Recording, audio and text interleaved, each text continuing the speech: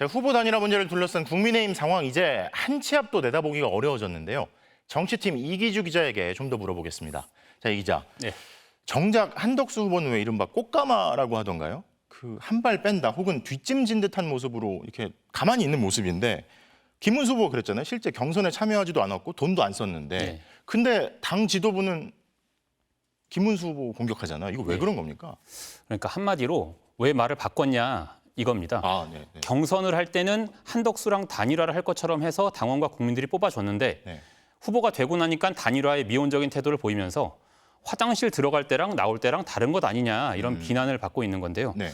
실제로 김문수 후보가 단일화에 대한 의지를 여러 차례 드러낸 적이 있습니다. 네. 관련 발언을 한번 들어보겠습니다. 네. 합의가 안 되면 보수층에 2명이 나와도 그건 뭐 상관없다, 어쩔 수 없다는 입장이신 겁니까? 저는 한덕수 후보를 잘 알기 때문에 예. 그분이 그렇게 무리한 이야기를 하지 않을 거로 봅니다. 한덕수 총리에게 후보 자리를 양보하실 용의가 있으십니까? 뭐 어떤 명분으로 양보를 해야 된다는지 저는 그 질문 자체가 조금 납득이 안 갑니다. 네.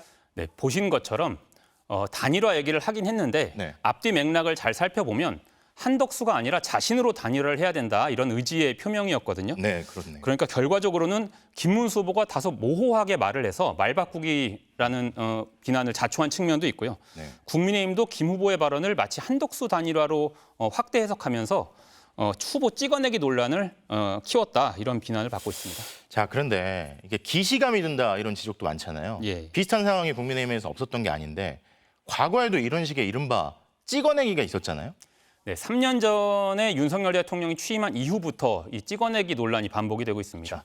2022년 7월에 당시 이준석 대표가 윤 대통령과 갈등을 빚은 후에 당원권 정지란 중징계를 받았고요. 네. 그 다음 해에는 김기현 의원도 당대표가 된 뒤에 친윤계와 갈등을 겪다가 중도에 낙마를 했습니다. 네. 그리고 그 다음 해에 또 한동훈 전 대표도 친윤계와 갈등을 겪다가 사퇴를 했는데요. 네. 찍어내기 논란이 터질 때마다 그 중심에 친윤계 의원들이 있었습니다. 그러다 보니까 그 배후에 윤 대통령이 있었던 것 아니냐 이런 의심을 사고 있는 거죠.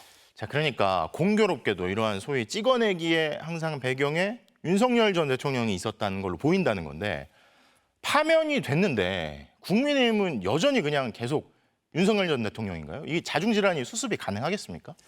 그래서 이번 사태를 두고 대권보다 당권을 노린 싸움이다. 그래서 그 배경에 윤 대통령이 있는 것 아니냐 이런 의심을 사는 건데 네. 사실 당권을 쥐고 있는 권영세, 권성동, 흔히 쌍권이라고 불리는 이 두 사람이 이선으로 후퇴를 하고 새 지도부를 꾸리면 다소 쇄신이 될 수는 있겠죠. 그런데 이제 대선을 20여일 앞두고 이게 쉽지만은 않은 상황인데요. 홍준표 전 시장도 이른바 쌍권 책임론을 들고 나왔습니다. 네. 오늘 SNS에 글을 올렸는데요.